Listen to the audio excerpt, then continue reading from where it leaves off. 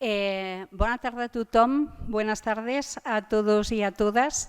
En nombre de la Alba Barnusell, la alcaldesa de Granollers, a la que habéis tenido ocasión de conocer si fuisteis a la ciudad de Gijón y a la que le ha resultado imposible incorporarse en este momento a este encuentro, en nombre de ella digo, os damos la bienvenida a la ciudad de Granollers a esta segunda jornada de trabajo de la Red Temática de Ciudades Educadoras, de la RECE, que tan orgullosos estamos de poder coordinar.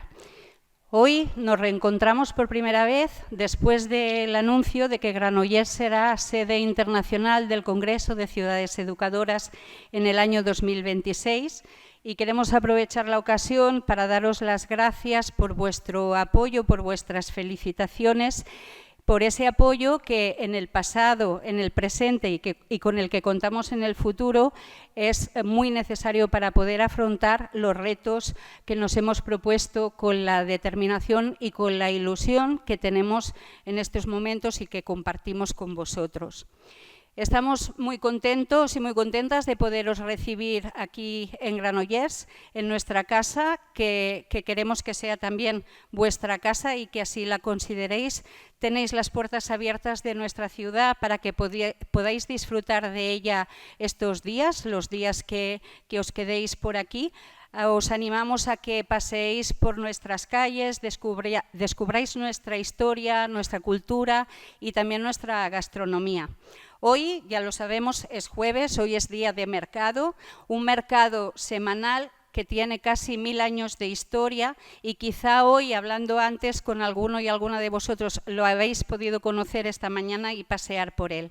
El mercado para nosotros es un símbolo muy importante de la ciudad que ejemplifica el espíritu de las personas que vivimos en ella. Granollers es una ciudad de encuentro, una ciudad de intercambio, y este intercambio y este encuentro, y de este intercambio y de estos encuentros es imprescindible la colaboración para poder avanzar hacia el futuro. Y este es también el propósito de estas jornadas, encontrarnos para intercambiar, para compartir, para trabajar en red y para sumar nuestros esfuerzos con el objetivo de mejorar nuestras comunidades, nuestras ciudades y mejorar la vida de todas las personas que viven en ellas. Tenemos la firme convicción de que son extremadamente necesarias las alianzas para poder avanzar en este propósito. Esta red de la que formamos parte todos debe encontrar respuestas a 3 importantes retos que tenemos por delante: la complejidad, la polarización y los derechos y el desarrollo de las capacidades de nuestra ciudadanía. Esta red no solo servirá para afrontar estos retos y para intentar buscar respuestas, sino que también actuará como órgano de participación y órgano asesor para el futuro Congreso Internacional. La educación y la cultura, como sabemos, son claras estrategias que nos permiten, por una parte, la construcción de nuestras ciudades y nuestras comunidades y, por otra parte, el desarrollo de una ciudadanía crítica y una ciudadanía creativa. Nosotros estamos comprometidos con la Asociación Internacional de Ciudades Educadoras en la promoción de la educación como una herramienta de transformación social que fomenta el intercambio de ideas, de reflexiones y de buenas prácticas. Nosotros queremos, cuando digo nosotros nos referimos a todos, ciudades que eduquen a lo largo de la vida, que sean amigables, que sean accesibles, que sean dinámicas, que sean inclusivas, que sean participativas, que sean justas y que sean creativas. Ese es el objetivo común que compartimos. Es, por tanto, la educación ese compromiso compartido y clave para el desarrollo integral de nuestras sociedades y para la construcción de un futuro más prometedor para todas las personas, siempre desde la gobernanza transversal y en red. Os deseamos una muy buena jornada de trabajo hoy y mañana y estamos convencidos de que entre todas y todos podremos hacer grandes cosas e impactar positivamente en nuestras comunidades. Estamos muy contentos de teneros hoy aquí y además de por veros y poder compartir nuestras experiencias, por todas las oportunidades que se nos presentan por delante. Gracias por vuestro compromiso. Desde el compromiso es como conseguiremos que nuestras ciudades sean lugares para mejorar la vida de todas las personas. Gracias.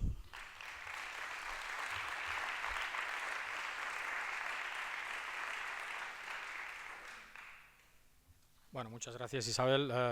Antes de presentar a Marta, la presento enseguida, me quedé hablando de lo que se encuentra a mi izquierda de estas fotografías de la Sala Tarafa y esa pequeña historia, y luego a la continuación, lo tenéis también en vuestra carpeta, pero lo hemos puesto así como con nuestro equipo, con Puri, con Silvia, lo tenemos ahí en nuestro despacho, que es como lo que nos marca, nos orienta. Lo esperamos, es vuestras expectativas. Recordad que en la primera reunión nos contasteis qué es lo que esperabais de esta red. Esto se encuentra en en el segundo biombo, y se encuentran también algunas preguntas cuando os preguntamos, ¿qué os preguntáis? ¿Cuáles son las preguntas? Pues ahí están. Yo creo que lo tenéis también en la carpeta, pero lo hemos puesto para que sí lo podamos compartir juntos. Y nada más, deciros que viene la conferencia, el orden de hoy. Ahora la conferencia con Marta, después tendremos un café para poder dialogar un poco y tomar un café y merendar un poco. Tendremos dos dinámicas a continuación, veréis que son dos dinámicas que tienen que ver con vuestra tarjeta que tenéis aquí. Es decir, esto es un orden, no es un número, no hay un sorteo,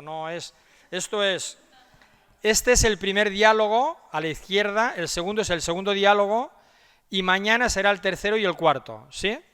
Entonces, el número 3 es la mesa 3, ¿sí? Bueno, yo lo repetiré, pero eso es así. Muy bien, voy a presentar a Marta. Entonces, Marta Rovira es doctora en Sociología, profesora de la Universidad Autónoma de Barcelona. Está con nosotros porque, como sabéis, y lo ha comentado antes Isabel, nos preocupan 3 retos, y el primero tiene que ver con esa ciudad compleja y tiene que ver con la construcción de comunidades y de la comunidad-ciudad, ¿no? Y entonces estuvimos y vimos que el conocimiento, los conocimientos y la experiencia y la investigación que ha hecho Marta nos puede ser muy útil, y la invitamos. Marta, digo, es doctora en Sociología, profesora de la Universidad Autónoma, consultora para administraciones públicas y entidades del tercer sector, y en su trabajo de investigación últimamente lo ha llenado con temas como las identidades, la inmigración, la cultura, las memorias.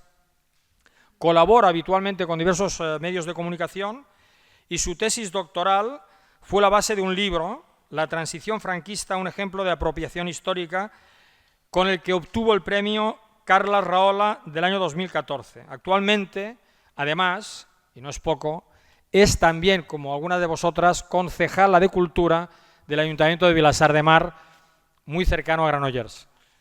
Marta, por favor, adelante.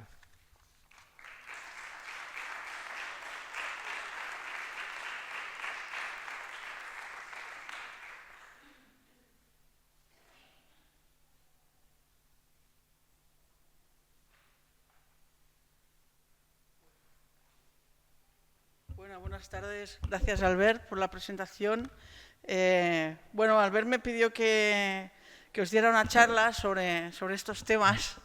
Entonces he intentado preparar una reflexión, porque además no es una reflexión que yo tuviera ahí en el cajón preparada para vosotros, sino que la he tenido que elaborar, lo cual es lo que me gusta de estas invitaciones, ¿no? El poder elaborar una reflexión, el que te pongan un reto y puedas, pues, pensar un poco en lo que se plantea. Y la verdad es que estoy muy ilusionada con esta charla, y espero que después en el debate también pueda seguir aprendiendo. Propuse un título inicial que seguramente lo tenéis en el programa, pero que no es el que he utilizado porque tenía que hacer la reflexión, ¿no? Y me lo pidieron y aún no lo había hecho. Y entonces con la reflexión surgió, pues, esta idea de la relación entre participación y conflicto, en el espacio donde se desarrolla esto que llamamos identidad, que es un poco difícil a veces de conceptualizar, de definir, pero como fenómeno cultural comunitario, ¿no? Como identidad, como algo que nos une a una comunidad o que nos hace comprender que pertenecemos a una comunidad.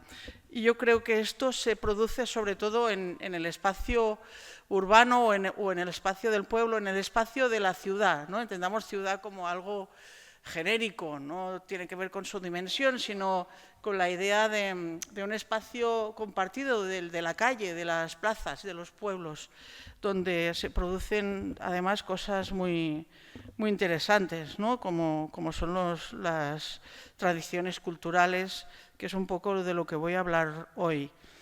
En primer lugar, me gustaría hablar de cultura tradicional y cultura popular, que es un poco la denominación que utilizamos aquí en Cataluña para hablar de lo que es, lo que decimos tradicional, que a veces no lo es tanto, ¿no? Pero que llamamos tradicional y que tiene que ver con la cultura de la calle, que yo creo que es una característica muy mediterránea, muy nuestra, una riqueza que tenemos, el hecho de llevar a cabo actividades en la calle como espacio abierto a todo el mundo como mínimo puede mirar, puede participar de esta forma y puede interesarse y puede a veces añadirse a la fiesta y a veces no tanto, ¿no? A veces hay unas reglas ahí que impiden que pueda participar todo el mundo, ¿no? Tienes que igual formar parte de una asociación o igual tienes que apuntarte y resulta que hay mucha cola, ¿no? En Mataró, por ejemplo, una ciudad de aquí cerca también pasa, ¿no? Para apuntarte a según qué figuras o partes de la fiesta mayor, pues tienes que igual apuntar a la criatura cuando nace, ¿no? Como si pues, apuntas a la guardería, al Barça y a la fiesta mayor de Mataró, ¿no? Entonces, pero sí que es un espacio muy, digamos, como un popular y por lo tanto esto es una riqueza que tenemos. El primer concepto que quería introducir hoy es el de institucionalización. Puede parecer un poco raro, yo lo utilizo mucho desde una perspectiva sociológica, pero me sirve para explicar el papel un poco de la cultura popular, o más que el papel, cómo ha funcionado históricamente la cultura popular, eso que llamamos cultura popular y que intentamos preservar como tradición. En realidad, lo que entendemos como cultura popular hoy en nuestras calles, en nuestros pueblos y ciudades, no es nada más y nada menos que aquello que hemos formalizado como tal. O sea que hay mucha cultura popular que no hemos formalizado como una cosa a compartir, como algo que tenga que pertenecer a eso que llamamos el patrimonio inmaterial, ¿no? Es decir, que a lo largo de la historia de nuestra sociedad ha habido conflictos, siempre. Y esto es un tema que tiene relación siempre con cualquier actividad humana, social y en este caso también. El conflicto está en todas partes. El conflicto forma parte de la relación entre la cultura y la comunidad. Por lo tanto, vamos a dejarlo allí, estaba en el título principal, vamos a dejarlo ahí como algo que siempre aparece. Y cuando hablamos de institucionalización, ¿qué es lo que se institucionaliza? ¿No? Pues muchas veces ahí surge el conflicto y la competencia por definir qué es cultura, qué es tradición, qué es lo que nos representa, ¿no? En Cataluña tenemos una fiesta nacional que se llama que es el 11 de septiembre, que le llamamos la Diada, pero en sus inicios ahí hubo conflicto. Prat de la Riba, el gran Prat de la Riba, dijo que de eso nada, que la fiesta nacional tenía que ser el Corpus. Entonces ahí había conflicto. Pero ¿qué pasó? Que los jóvenes pues, se pusieron a llevar ramos de laurel a Casanovas, a la estatua de Casanovas, y entonces ahí surgió una tradición que hoy aún se mantiene y que después el Ayuntamiento de Barcelona institucionalizó y lo hizo como empezó el Ayuntamiento de Barcelona en 1913, Y después, como los jóvenes siempre están a la contra, pues se inventaron la celebración en el Fossar de las Moreras, porque dijeron, no, es que el Casanovas era muy conservador, no murió, vamos a ir a venerar a los muertos, ¿no? Entonces se inventaron otra fiesta, los hijos de los almogávares decían que eran los más radicales, ¿no? Y la fiesta hoy en día continúa llevando conflicto, porque a unos los abuchean, a otros los aplauden, etc. Salen nuevas formas de conmemoración. Recientemente pues, se quiere dar culto al general Moragas, porque fue realmente el héroe, ¿no? Entonces, ahí en la cultura, y si hablamos de fiesta mayor, pues lo mismo. Siempre hay conflicto, siempre hay competencia por establecer qué es aquello que debemos celebrar y qué es lo que se tiene que mantener como tradición. De hecho, buena parte de la cultura que hoy consideramos popular o ciertas manifestaciones que consideramos como muy espontáneas, muy asociativas, antiguamente eran encargos que se pagaban a la gente, los primeros castellers en Cataluña, que es una tradición hoy pues muy exuberante, ¿no? Una expresión cultural que se ha expandido de forma exponencial por pueblos y ciudades, pues lo hacía gente que cobraba inicialmente, ¿no? Como recuerdo haber leído, que me chocó mucho y me gustó leerlo, Los paseos por Roma de Stendhal, y te explica, ¿no? En 1827, dice, nos han despertado a las 4 de la mañana los piferari, ¿no? Que son unos pastores con pieles de cabra o que bajan de las montañas durante las Navidades y hacen sonar la cornamusa. Y con lo que ganan viven la mitad del año. Es decir, que no era una fiesta espontánea, tradicional, sino que lo llega a ser, pero en la modernidad. Eso que llamamos tradicional surge muchas veces en los años 90, en los años 80, que recupera aspectos del pasado, sí, claro, pero que siempre está en movimiento. Por lo tanto, institucionalización de la tradición implica esto, que desde los poderes públicos muchas veces cogemos una parte de la cultura y la convertimos en algo que es representativo. Los mismos castellers eran una expresión cultural un poco denostada, era una cosa muy local inicialmente. La sardana, en el siglo XIX, finales y principios de los XX, era la expresión que representaba la cultura catalana, por ejemplo. Hoy en día se han cambiado las tornas y es al revés. La sardana pues está como muy profesionalizada incluso, ¿no? Es muy de la gente que se dedica a esto y nada más, y en cambio los castellers pues crean furor por donde van y se han internacionalizado, etcétera, ¿no? Y de conflictos hay muchísimos más, ¿no? Por ejemplo, en mi pueblo tenemos un gigante que nos representa, que es el Pigat, que ahora resulta que era el negrero más negrero de los que se fueron a América. O sea, era el esclavista peor de todos, que le hicieron un juicio en Londres, incluso porque continuaba traficando cuando ya estaba prohibido. No tiene ninguna virtud, no construyó ningún puente, ninguna casa, ningún edificio, solo se dedicó a la buena vida y se llevó de Cuba su amante, que es la giganta de Vilassar de Mar, que es Lucía, y la instaló en Vilassar en una casa donde iba a pasar los domingos. Dejaba a su mujer en su casa y se iba a pasar los domingos con Lucía. Es decir, que hoy en día pues hay gente que plantea construir otros gigantes, ¿no? Que nos representen, que además, por si fuera poco, pues podríamos hacer unos gigantes con materiales más modernos que no pesaran tanto y que fueran más llevaderos. Entonces, institucionalización implica conflicto. Si no hubiera institucionalización, no habría lo demás, no habría representación, no habría capacidad de generar igual recursos para que se continuaran desarrollando actividades culturales, pero tampoco habría conflicto, ¿no? Cada cual estaría en su casa. Es decir, que este espacio común Lo formalizamos para que sea común, pero tiene este precio, digamos, ¿no? El segundo concepto es el de transmisión de la tradición. ¿Cómo se transmite la tradición? Pues se transmite por impregnación en la calle, ¿no? Si hablamos de cultura popular, la tradición se transmite haciendo, ¿no? Se transmite practicando la cultura.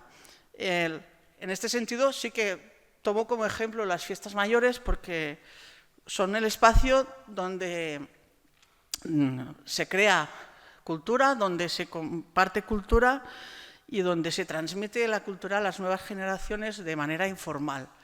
Y eso es también educar, esto también es aprender, esto es socializarse en el entorno, ¿no? Donde te puedes sentir cómodo.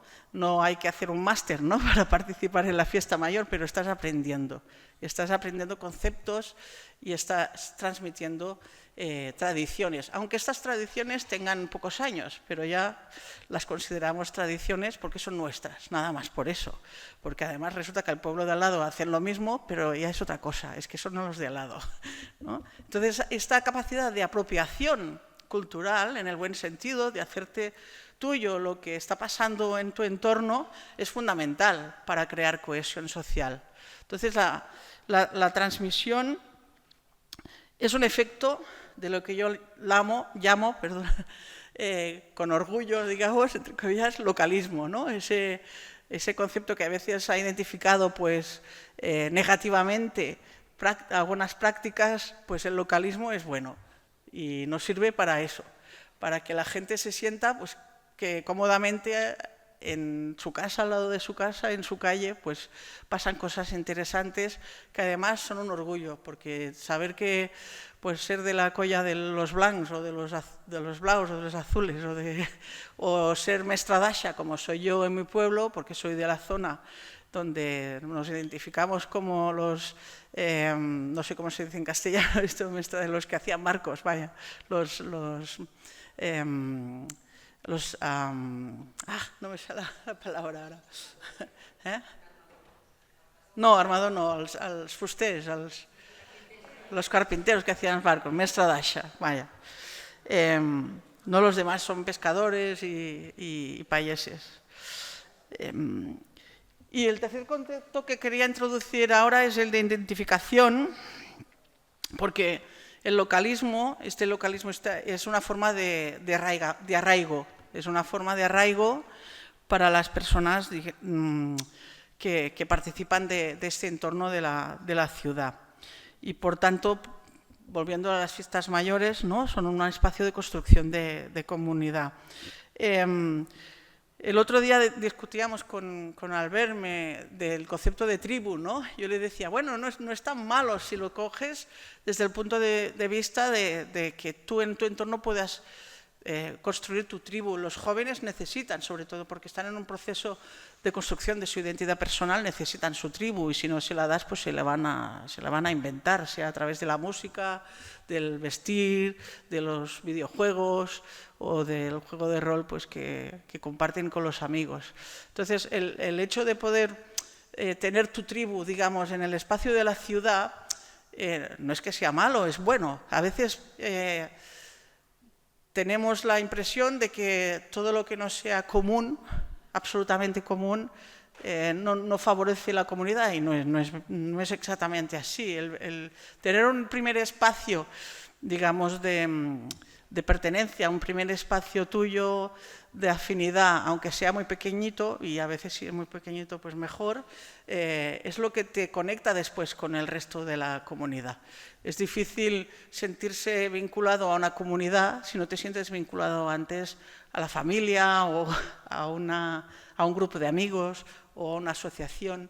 Las asociaciones funcionan, a veces decimos como sectas, ¿no? Como pequeñas tribus, pero eso implica solidaridad, implica compartir, implica tener objetivos comunes, no interfiere necesariamente en que haya un espacio más amplio de comunidad donde se compartan otros objetivos o los mismos, ¿vale? Por tanto, esta identificación, este primer nivel de identificación es para mí muy importante en la formación de las personas.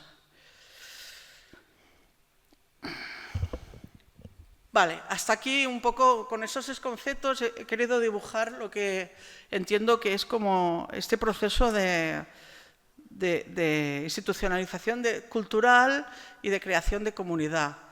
Pero ahora viene lo difícil, ¿no? Decimos lo difícil, bueno, relativamente, ¿no? Decimos, bueno, es que ahora resulta que tenemos una sociedad muy diversa, ¿no? Súper diversa, ¿no? Decimos ahora, en el caso de Barcelona, es una ciudad súper diversa, porque hay gente de todo el mundo.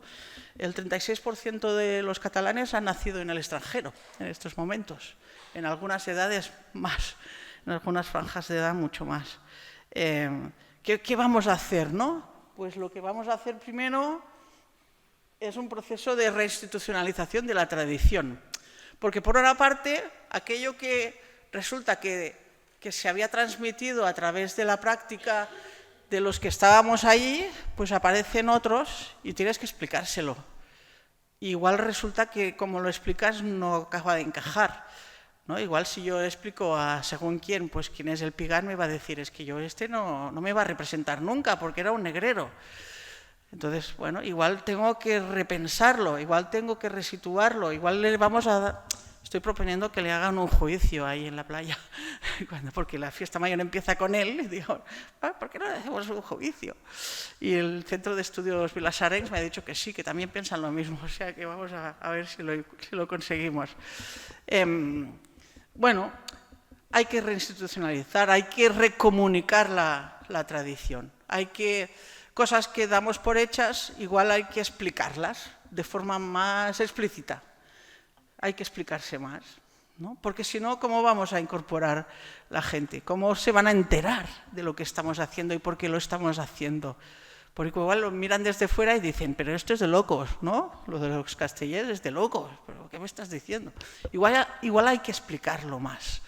Y por eso se producen procesos de reinstitucionalización y de reformalización de determinadas prácticas culturales para que sean más explícitas, más claras y más fáciles de incorporar. Y también porque aparecen nuevos conflictos, como digo. Hay cosas pues, que para según quién no son aceptables o chocan o no gustan y hay que coger mirar otra vez qué tenemos de elementos culturales propios y qué es lo que nos interesa desarrollar. Y de hecho esto lo hacemos sin tener en cuenta esta nueva diversidad de que hablamos, porque ya los jóvenes mismos ya nos están pidiendo cambios en las tradiciones culturales y porque las tradiciones siempre cambian y siempre hay conflicto y siempre porque unos y porque no otros y porque tal y porque cual. Por lo tanto, no estamos hablando de nada nuevo, no estamos hablando de nada nuevo. Siempre ha habido diversidad, siempre ha habido conflicto, por lo tanto es continuar haciendo lo que hacíamos, pero con una mentalidad abierta. El segundo eje es, por lo tanto, recuperar y problematizar. Recuperar cosas del pasado, porque lo hacemos también continuamente. Nuestra cultura moderna, ¿no?, siempre intenta tomar del pasado aquello que es patrimonio, aquello que considera que puede enriquecernos, ¿no? David Lowenthal, un investigador que analicé para hacer la tesis sobre la memoria, ¿no?, decía, el pasado es un país extraño. Nosotros cuando hacemos vacaciones nos vamos al pasado, visitamos museos, ¿no?, visitamos reproducciones de festejos antiguos, cómo vivían en la Edad Media, nos vamos a ver, ¿no?, un museo etnológico de cómo vivían los pastores, nos vamos a una iglesia románica, ¿no?, visitamos el pasado. ¿No? ¿Por qué? Porque el pasado nos transmite conocimiento, nos transmite cultura y nos transmite también aquello diferente, ¿no? Por lo tanto, recuperación y también problematización. Recuperar tradiciones no nos lleva al pasado en el sentido de vacaciones, sí, en el sentido de hacer incursiones, pero no nos hace ser una sociedad más anquilosada, al contrario. ¿no? Nos hace mirar hacia el futuro. ¿Qué queremos recuperar, ¿no? De lo antiguo? ¿Qué es lo que nos caracteriza o qué es lo que nos singularizó en el pasado y que ahora nos interesa recuperar, ¿no? Oficios, celebración de fiestas, el papel a veces de las mujeres, que durante un tiempo pues, se negó, pero que a veces si miramos el pasado resulta que estaban ahí, etcétera, ¿no? La recuperación de las memorias también de la gente, el conocimiento que nos transmiten. ¿Por qué? Porque representa algo singular, porque nos representa a nosotros o queremos que nos representen, porque no queremos quedar engullidos en la globalización, ¿no? de la posmodernidad, ¿no? De hecho, el conflicto existe porque queremos hacer unas cosas en vez de otras. Es decir, que a menudo el conflicto está entre lo que yo quiero hacer y lo que hace otra gente. Cuando decimos, no, es que tenemos que preservar la castañada, no queremos Halloween, ¿no? Estamos diciendo que queremos hacer una cosa en vez de lo que están haciendo los otros, que es celebrar el Halloween, ¿no? La gente joven quiere celebrar el Halloween, ¿no? Y cuando hablamos de patrimonio inmaterial, no decimos, no, es que el patrimonio es la castañada, pero lo que la gente quiere hacer es el Halloween. Entonces, el conflicto está servido siempre. Incluso llegamos a, bueno, y se están promoviendo en los últimos años lo que llamamos protocolos de fiesta, ¿no? ¿Cómo tiene que ser la fiesta? Y yo estoy a favor del protocolo de fiesta porque sirve para que todo el mundo sepa a qué juega, porque no haya disputas que se queden entre quién es más fuerte, sino que sirvan para, bueno, ¿cómo se inaugura la fiesta mayor? No nos vamos a pelear a ver si tiene que ser este o el otro, ¿no? ¿Cómo se inaugura la fiesta mayor? Si todos estamos de acuerdo, pues se inaugura de esta forma. Establecer un protocolo es establecer un consenso. Y entonces, nos hemos visto obligados a hacer esto porque hay conflicto. Y esto implica participación y diálogo, que es otra de las características de la cultura popular que creo que tenemos que reivindicar muchísimo, que es la participación. La participación de la gente, la participación de gente que no tiene por qué tener poder político ni de ningún tipo, simplemente está allí y está dispuesto a trabajar para que haya fiesta para todos. Y por tanto hay negociación. Y finalmente, pues la última R, ¿no? La representación y el reconocimiento son lo que nos permite considerar que la diversidad cultural no es algo que nos reste, sino que nos permite sumar, en la medida en que sepamos trabajar para que los elementos de cultura popular que compartimos nos representen a todos, en la medida en que nadie se sienta ni violentado ni excluido. Y esto lleva a tensiones, evidentemente, y lleva pues, al dilema de qué hacemos con el Halloween, ¿no? O qué hacemos con el carnaval, ¿no? O qué hacemos con el Año Nuevo Chino. Pues resulta que en Barcelona estamos celebrando un Año Nuevo Chino, pues muy chulo, porque se mezclan ahí diversas tradiciones, es un desfile grandioso, espero que vaya más y cuanta más gente participe, pues más chulo y más bonito será y más entenderemos el por qué el dragón y por qué los fuegos y por qué, etcétera, y qué cosas compartimos, etcétera. Es decir, que la representación es fundamental. Todo esto no funciona si no conseguimos que la gente quede representada y que se sienta reconocida en aquello que se hace. Y esto no nos tiene que dar miedo desde el ayuntamiento, el plantearnos seriamente, hoy vais a plantearos, ¿no?, qué comunidades culturales tenéis en vuestra ciudad, qué fiestas hay alternativas aparte de la gran fiesta de vuestra ciudad, de vuestro pueblo.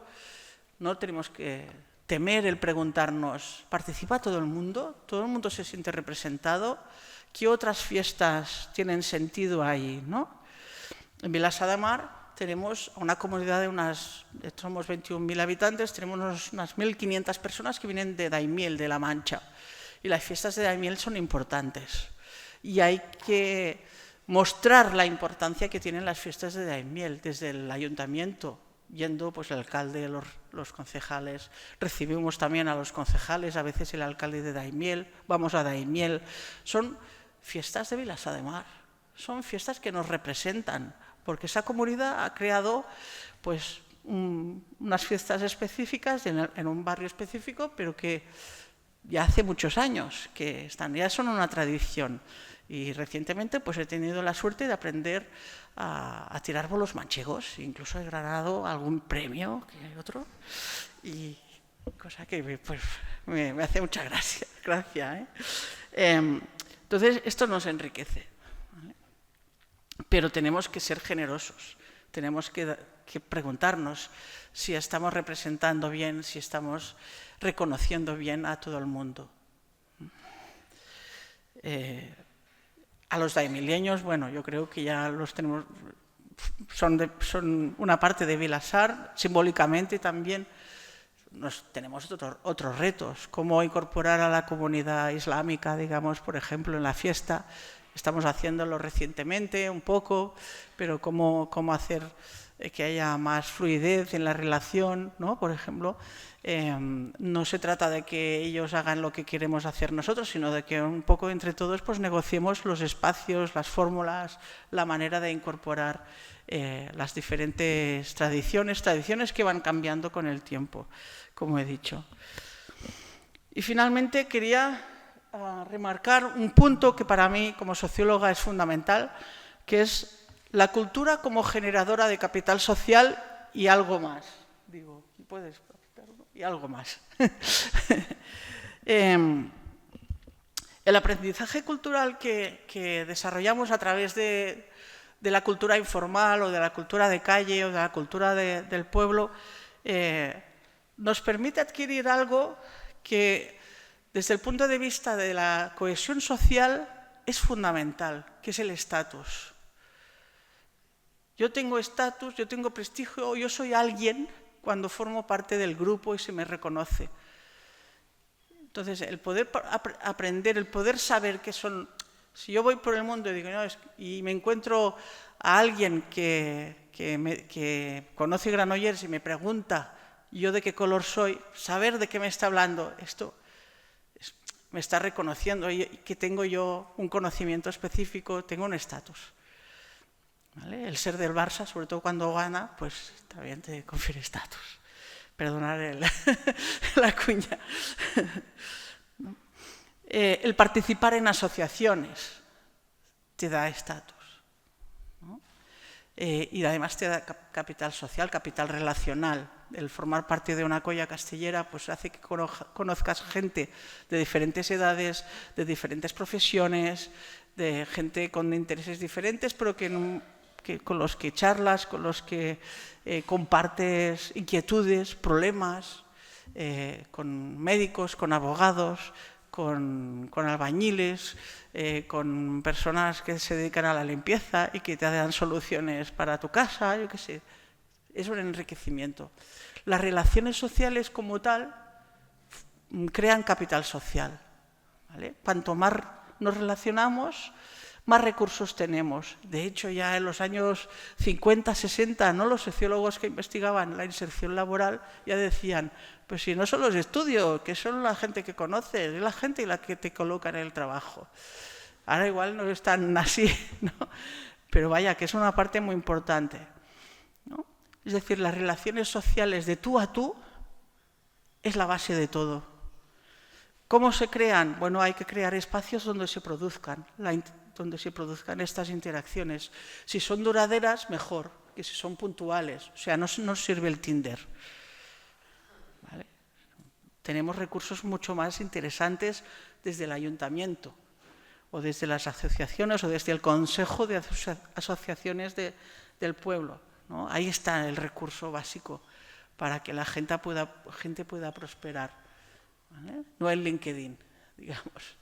Ahí está el recurso básico, ¿no? Sobre todo cuando hablamos del común de la sociedad, no de los que tienen un currículum espectacular, ¿no? O no sé cuántos másters. Incluso esos necesitan un entorno, ¿no? ¿Dónde está la solidaridad, ¿no? Cuando hace falta, ahí está. en la gente con la que has ido de copas, en la gente con la que has ido de fiesta. Entonces, el aprendizaje cultural como pieza fundamental puedes pasar, ¿no? Como generador de capital social. La segunda parte es el patrimonio, ¿no? La herencia cultural, cómo se transmite, cómo gana valor. Yo siempre digo que la parte importante del asociacionismo cultural no es la cultura, es el asociacionismo, desde un punto de vista sociológico, ¿vale? Por lo que decía antes, porque a través de la participación no solo ganas relaciones, sino que aprendes además a organizarte, aprendes a adquirir recursos que te empoderan, ¿no? De poder hablar en público, de organizar algo, de hacer números, de llevar un Excel con los números de la asociación, etcétera, ¿no? Es decir, que la participación es la base de la cultura, en todos los sentidos. Y finalmente, la educación. La educación es el reto pendiente para mí. Y este es el reto que yo os lanzo a vosotros y vosotras, ¿no? Cómo incorporar la cultura popular a la educación, ¿no? Para mí es un reto pendiente. ¿Por qué? Porque la cultura que transmitimos en la escuela es una cultura formal, muy formalizada y digamos, una cultura, déjamelo decir así, una cultura muy muerta, digamos, ¿no? Es como el latín antes, ¿no? Como lo que era el latín en nuestra época de pequeños y pequeñas. Yo, bueno, ya también estudié latín, aún estudié latín, y lo que me costó. ¿Por qué? Porque les estamos hablando de los clásicos de la literatura, igual les estamos hablando de cosas que, bueno, que están en los libros nada más, y en cambio tenemos jóvenes que participan mucho culturalmente, porque hoy en día no es como antes, que la escuela tenía el monopolio del saber, ya no es así. Y yo estuve haciendo trabajo de campo hace 2 años, o más, ¿qué digo? ¿Cómo pasa el tiempo? Antes de la pandemia, con alumnos de instituto, y te decían pues que escribían, que hay un programa en Instagram o no sé dónde para escribir cuentos, para que la gente escribe en Instagram, pero escribe literatura de aquella forma, pero escribe literatura, sobre todo las chicas, bueno, que juegan a videojuegos, que buscan en Internet lo que les interesa. Que estoy viendo un vídeo en YouTube sobre, yo qué sé, la Segunda Guerra Mundial o sobre cualquier cosa, que complementan las clases. Mis hijas lo hacían con YouTube. Es decir, se van a YouTube y buscan, a ver, el filósofo aquel, ¿qué te explican? Es decir, que el saber no está solo en los libros ni solo en la escuela. Entonces, para la educación es un reto incorporar toda esta cultura, como mínimo reconocerla como cultura y enseñar a los chavales que el videojuego al que están jugando se basa en historia, se basa igual en la Segunda Guerra Mundial o en la Guerra del Peloponés, y que eso se puede estudiar y que eso, quien ha hecho el guión del juego se lo ha estudiado, y eso es cultura. Y quien está haciendo pues música y está haciendo poesía, y la poesía pues tiene muchos registros y que los puede conocer, y que si quiere hacer canciones pues que lea poesía, y que si quiere aprender según qué, pues en clase haciendo una obra de teatro igual se aprende también, ¿no? Entonces, este reto yo creo que aún está pendiente. Tenemos obviamente profesores que son pioneros, profesoras que llevan a cabo pues actividades muy interesantes en la escuela y en el instituto para motivar a sus alumnos, para mejorar el nivel de aprendizaje, pero como estructura, la educación ha interiorizado demasiado la cultura como algo instrumental, como algo procedimental, y no la ha interiorizado como algo que nos mueve, que sirve para que seamos creativos, para desarrollar proyectos. Entonces, estamos hablando de educación por proyectos, pero no hemos incorporado la cultura. Entonces, ¿cómo lo vamos a hacer? ¿No? Tampoco no estoy diciendo que no se tenga que aprender los clásicos, al revés. Podemos ser muy exigentes en el aprendizaje de los contenidos, siempre que entendamos el terreno en el que nos movemos. que no es un terreno fácil, porque es un terreno que ya está abonado, que no nos vamos a encontrar ahí un chico o una chica con la cabeza vacía que la vamos a rellenar, sino que nos va a interpelar o simplemente va a pasar de nosotros, porque va a decir esto es muy aburrido. Entonces ahí está el reto de la educación. Yo creo que desde las ciudades educadoras este reto se pueden tomar y se puede trabajar a través de las asociaciones precisamente, como a través de la educación informal, a través de la educación no formal, de manera proactiva, promoviendo espacios de aprendizaje y también poniendo en relación escuelas y entidades, centros educativos y entidades. Las asociaciones culturales tienen que estar más presentes en la educación, porque nos pueden aportar muchísimo, igual que las asociaciones, pues también los artistas, las cantantes, la gente que desarrolla cultura, tenemos que tenerla más en cuenta en los procesos educativos, porque además nos van a motivar muchísimo más que nosotros mismos o los profesores a los jóvenes. Nos va a motivar más que venga, en mi pueblo tenemos a Batllal, no sé si sabéis de esta cantante, igual que vaya un día y que les explique pues cómo organiza un concierto, por ejemplo, ¿no? Y que entiendan lo difícil que es, que no que le explique el profesor que tienes que calcular no sé qué, no sé cuántas, ¿no? Creo que las dos cosas tienen que ser complementarias, pero que la cultura todavía no la hemos interiorizado como un valor por sí misma en la educación. Y nada, pues, ¿cómo se lleva a cabo este reto pendiente? Pues volvería a empezar desde el principio, no hace falta, ¿eh? Puedes pasarlo todo rápido, pero volvería a empezar desde el principio, ¿no? Teniendo en cuenta qué implica, ¿no? la cultura, qué implica la cultura local nuestra, lo que consideramos la cultura popular y tradicional, pues qué implica pues este proceso de institucionalización, de formalización, de resolver los conflictos que conlleva, bueno, todo esto que he ido explicando y que vuelvo a repetir en el PowerPoint, pero bueno, que ya se entiende. Y por lo tanto lo dejo aquí y en todo caso ya si hay debate pues vamos a continuar charlando. Muchas gracias.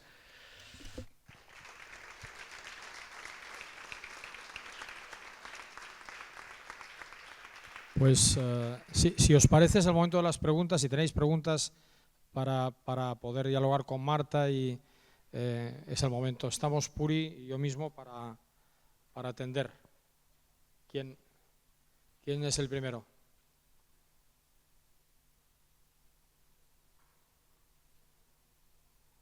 Hay miedo escénico. Hay Pilar.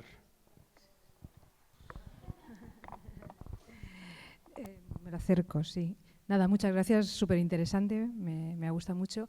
Me ha parecido que al final utilizabas en el punto 3 de la cultura como generadora de comunidad, el concepto de capital social como lo mismo que comunidad. Porque a mí el concepto de comunidad, ¿qué es la comunidad? ¿Cuántas comunidades hay? ¿Cómo se configuran, desconfiguran, vuelven a configurarse la comunidad? Cuando alguien dice la comunidad, ¿a qué se refiere? Porque en la comunidad hay muchas comunidades. Quizá me soluciona si para ti esto es el capital social, lo que vamos acumulando. O, bueno, ahí lo dejo. No, el capital social es el recurso. Se entiende de dos formas. Ahí los politólogos lo entienden más como recurso, también sociológicamente también se entiende así como recurso personal, en el sentido de que si tienes relaciones con la gente, estás conectado, tienes este capital social, ¿vale? Igual que puedes tener capital simbólico, puedes tener capital educativo, ¿no? Si adquieres pues mucha formación reglada, tienes capital educativo o informal incluso. También se entiende, a veces se aplica a las sociedades, ¿no? Aquellas sociedades donde hay mucho asociacionismo, mucha relación, también eso constituye pues, una ciudad con elevado capital social, ¿no? La comunidad no se puede definir, es decir, no se puede delimitar Es como hablar de sociedad, dónde termina, dónde acaba, qué sociedad, qué quiere decir. Es una trama de relaciones. La comunidad es la comprensión simbólica de un nosotros. Hay muchas comunidades, tú puedes pertenecer a varias comunidades. Entonces, la comunidad nos sirve como concepto para definir este espacio donde se encuentra la gente que no coincide en otras partes, pero que coincide en el espacio público de la ciudad, ¿vale? La comunidad nos sirve para entender este tipo de relación social que crea solidaridad solo por el hecho de que eres de este espacio, de que perteneces, pero este espacio no está delimitado y solo se puede delimitar simbólicamente. ¿Cuándo lo delimitamos? ¿Cuándo lo limitamos? Cuando señalamos a alguien como extranjero. Cuando ponemos etiquetas y decimos tú no eres de los nuestros. Ahí se termina la comunidad. Pero no se puede definir físicamente, ¿no?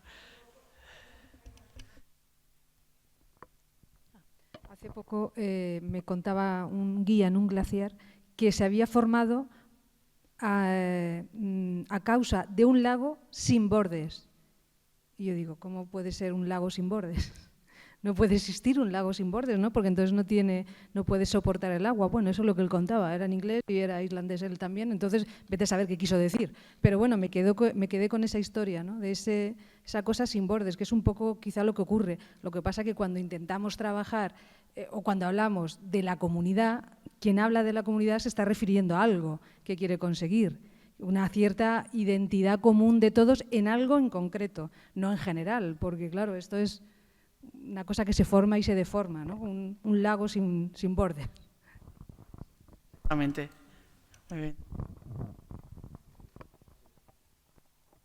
Sí, hola, muchas gracias por muy interesante la conferencia. No era tanto una pregunta como una reflexión cuando hablas de cómo incorporar la cultura popular a la educación, ¿no? Y mi reflexión viene al oírte hablar, ¿no? Como de cómo los jóvenes y las jóvenes tienen su cultura y sus manifestaciones culturales, su manera de aprender, su manera de incorporar, tendemos siempre a relacionarlo, es decir, ha habido cierto momento que has dicho, haciendo una obra de teatro igual estudian a poesía o estudian a los clásicos, es como que me da la sensación que seguimos teniendo que validar desde la alta cultura algo que genera una cultura que a lo mejor es que están generando otra cosa y a lo mejor lo que tenemos que reconocer es lo que se está generando de manera autónoma sin que tenga que estar validado por nuestro propio discurso de lo que… Porque si no vuelve a ser lo que se llama alta cultura, arte con mayúscula o… Como reflexión, no sé si es exactamente una pregunta, pero bueno, una manera. Sí, tienes toda la razón, ¿no? Porque es más legítimo aprender pues, los clásicos que aprender la música actual, ¿no? Porque es más legítimo saber que existió Shakespeare que pues, un autor actual, ¿no? Igual, o alguien o un youtuber, ¿no? Bueno, este dilema es difícil de resolver, ¿no? Pero a mí me gusta que los jóvenes sepan quién era Shakespeare, ¿no? Es decir, ¿por qué? Porque es un patrimonio cultural que hemos ido acumulando, digamos, ¿no? Es una base cultural que hemos ido acumulando y tampoco hay que tirarla por la borda, ¿no? Entonces, hay que haber un diálogo, pero yo defiendo que si Shakespeare es un clásico es porque él nos está hablando también desde hoy, ¿no? Y reivindico toda esta tradición, digamos, por ejemplo, en el campo de la literatura, que ha permitido, digamos, transmitir de una generación a otra algo que desde el punto de vista de la creación cultural tiene mucho valor. Entonces, eso tiene que servir como espejo también. Es decir, poner en relación lo que tú estás haciendo y lo que son los clásicos te permite ser crítico también, porque si no, ¿qué vas a hacer? ¿En qué te vas a basar? Porque Los jóvenes necesitan ser críticos, pero críticos en relación a qué, si no les damos si no les transmitimos nada, si no les ponemos límites, ¿no? Si no les, ¿cómo los van a desbordar? ¿No? Entonces, yo creo que, y esto es una riqueza de nuestra cultura, digamos, que es que hemos ido adquiriendo un patrimonio de saberes, de obras, que nos permiten comprender cosas que si no, no comprenderíamos. Seguro que vamos a perder cosas por el camino porque se pierden, pero también se recuperan. No hay que entender esto, pero no es lo único. Hay que dialogar con lo que se está produciendo en estos momentos y con las formas en que los jóvenes crean cultura. Si no hay este diálogo, van a desconectar. Y nosotros tampoco no vamos a aprender qué es lo que está pasando. Entonces creo que es una suma de todo. Esto es lo que creo, igual me equivoco. Pero si lo llevas a, digamos, si llevas el racionamiento que tú decías a sus últimas consecuencias, pues no hay nada que te diga esto es más legítimo que lo otro, así en abstracto. Yo creo que es más que nada porque hay un trabajo cultural de muchas generaciones. Shakespeare es Shakespeare por lo que ha trabajado la gente sobre Shakespeare, no por sí mismo. Entonces ahí hay un trabajo cultural, es como cuando consideras el valor de la orfebrería, ¿no? Pues bueno, pues hay un aprendizaje histórico de generaciones, hay un saber o el saber que tienen los pescadores sobre el mar, ¿no? Sobre los peces, sobre los vientos, sobre cosas que a veces ahora solo utilizamos de forma lúdica, ¿no? Cuando vamos a pescar con nuestra barquita o cuando salimos a navegar. Entonces, todo este aprendizaje pues es un conocimiento que está ahí a veces difuso o a veces más formalizado como en la escuela, ¿no? Entonces, creo que es bueno reivindicarlo.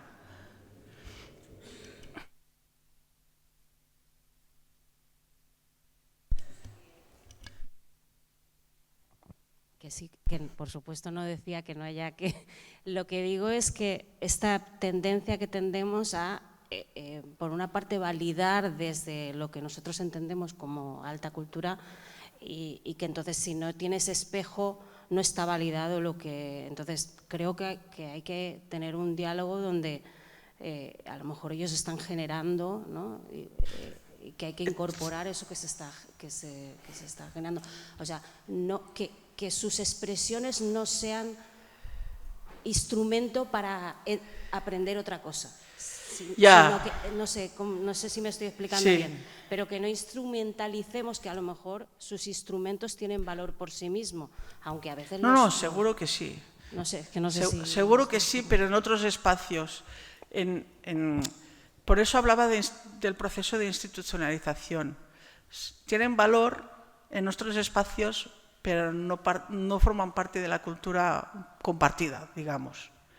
¿Vale? Es decir, la música el reggaetón, es decir, aquí no forma parte de la cultura compartida a no ser que la institucionalicemos. O que ya pase, cuando digo institucionalizar no quiero decir que intervengan necesariamente instituciones, pero sí que se convierta, por ejemplo, en una música que ya forma parte de cualquier ritual, de cualquier fiesta. En el momento que esto pasa, ya está incorporada. ¿Vale? Pero antes era igual marginal, como ha pasado en muchas expresiones musicales como el jazz, como el blues, como la rumba catalana. Pues en el momento que se incorpora como representación de nosotros, ya se institucionaliza. Bueno, en el momento que ya forma parte de un ritual que se repite, aunque no se diga, ya llega un momento que dices esto ya es de todos, ¿no? O ya forma parte de un todos que igual no te reconoces tú personalmente, pero que no lo puedes obviar. Objetivamente está ahí. En cambio, hay ciertas expresiones culturales de los jóvenes pues, que no han llegado a eso. Igual que ciertas expresiones culturales pues, de la gente mayor, pongamos por caso, o de, yo qué sé, o no tiene que ser necesariamente de gente joven o de comunidades pues, que han venido de otros países, pues no han tenido este recorrido, ¿no? Pero ahí está el punto ese donde las expresiones culturales se institucionalizan, es cuando decimos, vale, esto nos representa y entonces aparece el conflicto. Si no, pues algo que hace una gente y hasta tú no te importa. Por eso decía que este diálogo es imprescindible.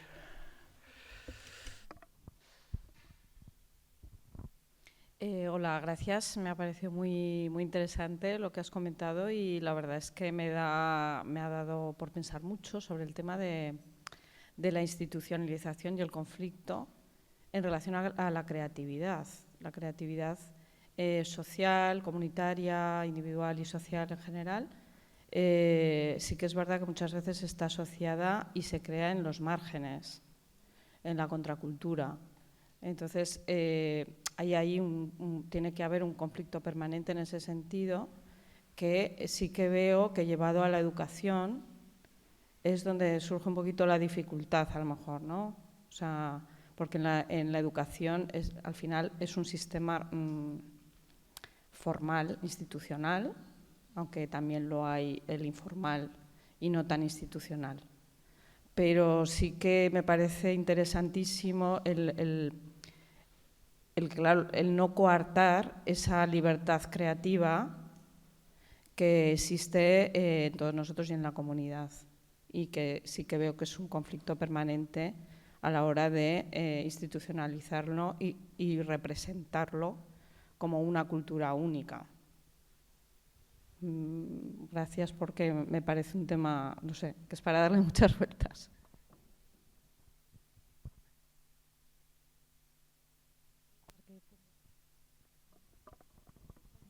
¿Así? Ahora. Yo voy a aprovechar que tengo el micro que me lo ha pasado la compañera, porque quería hacer una reflexión también. A mí digamos que el diseño que tenemos detrás sobre la educación, ¿no? La informal, la comunitaria y la formal, me gusta muchísimo, encaja perfectamente un poco con la estructura que tenemos, pero me preocupa una realidad que es la de las asociaciones. Es decir, sí que es verdad que en todos los municipios tenemos alguna asociación que es mucho más puntera que otra, que por lo tanto arrastra, o lo que decimos, ¿no? Que tenemos a los niños matriculados o apuntados en lista de espera desde que nacen, pero muchas otras están perdiendo esa... Es decir, la juventud ya no participa del asociacionismo como venía haciéndolo hasta ahora. Y lo que estamos viendo en nuestros muchachos es que tiran del momento, del carpe diem, del no sé qué hago, pero voy a mirar qué hacen los demás al momento, sin una agenda programada. Es decir, que no sé de qué manera nosotros, además de la educación comunitaria como ayuntamientos, qué más podemos hacer para conseguir que esa educación informal que tienen que recibir de nosotros, pero como personas, como compañeros, como padres, como amigos, tenemos que hacer a través de las asociaciones. Marta, un momento.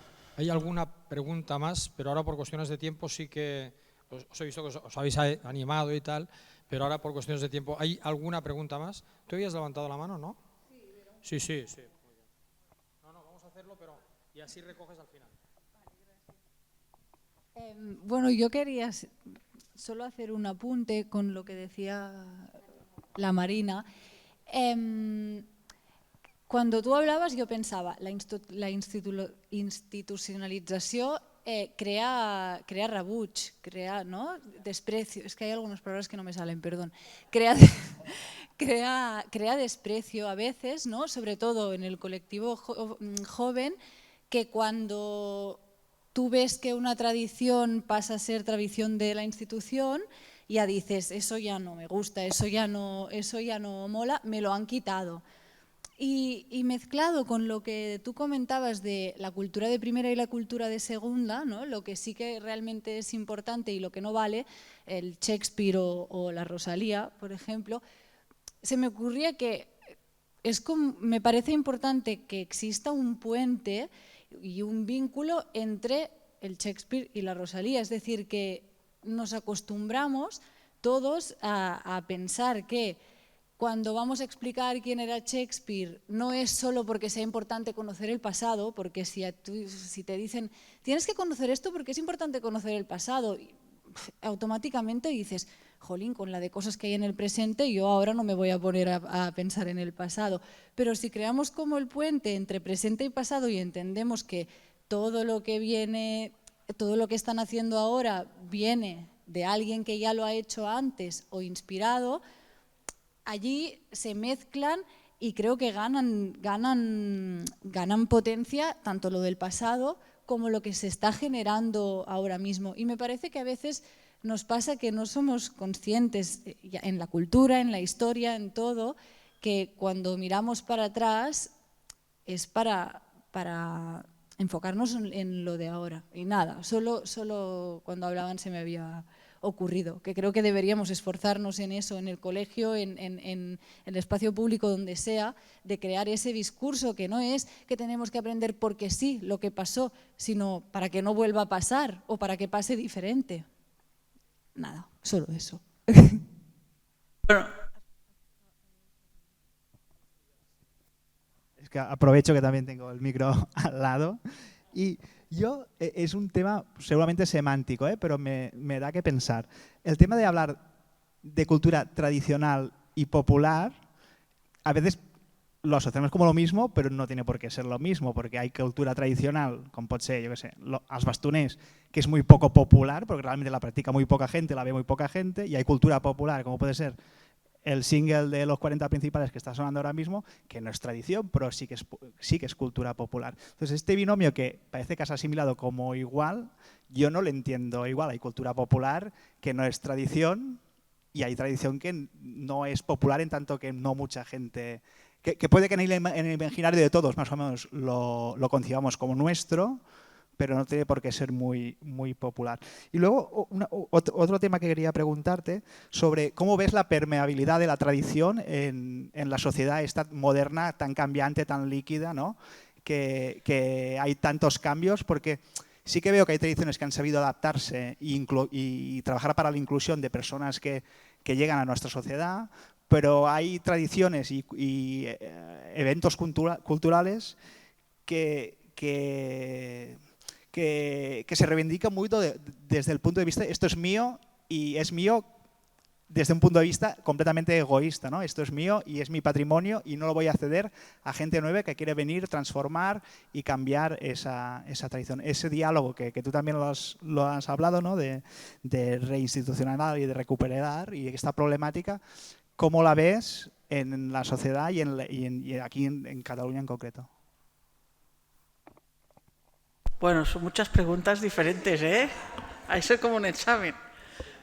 Me gusta mucho el ejemplo de Rosalía, porque El Malquerer, su primer disco, ¿no? Se llama así, ¿no? El Malquerer, es un libro del siglo XVI, si no me equivoco. Además, sorprendió muchísimo, ¿no? Todo el tratamiento que hizo del libro, ¿no? De las canciones. Es un buen ejemplo, ¿no? De esa traslación al presente, con la cultura del presente de un clásico. Bueno, no es un clásico, es un libro desconocido, porque habla de una mujer maltratada por su marido. Es un buen ejemplo, ¿no? De lo que decíamos, de la capacidad de la cultura para proporcionarnos recursos, ¿no? Para comprender, para hablar, para utilizar el lenguaje de una forma creativa, etcétera, ¿no?